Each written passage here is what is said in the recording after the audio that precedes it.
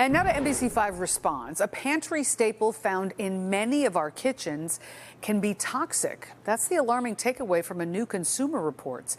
That's an investigation they did into lead in ground cinnamon. In some cases, tests revealed high lead levels. PJ Randhawa breaks down which brands that the tests indicated could be safer and which could be potentially toxic.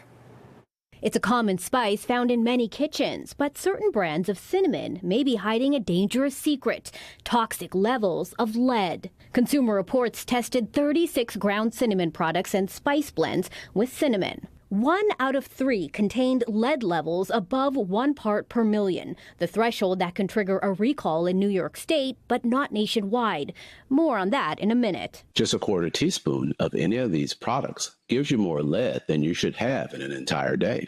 If you have any one of those products, we think you should just throw it away. First, an important reminder that lead exposure can have serious health consequences, especially for children and during pregnancy. In adults, it's been linked to kidney damage and hypertension. So how does lead get into cinnamon in the first place? Cinnamon trees take about 10 years to grow, giving ample time to absorb lead from soil and water. Additionally, during the drying process of the bark, the lead can become concentrated. Most cinnamon sold in the U.S. is imported from Indonesia, Sri Lanka, and Vietnam, where regulations on soil contaminants may be less stringent. The highest lead levels from CR's tests were found in 3 lesser-known brands, which are sold mostly in international food markets.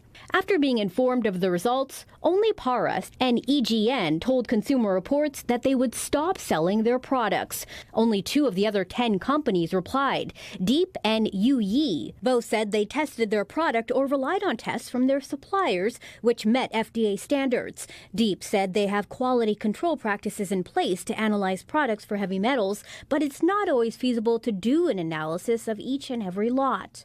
On the other side, 6 products had very low or no detectable lead.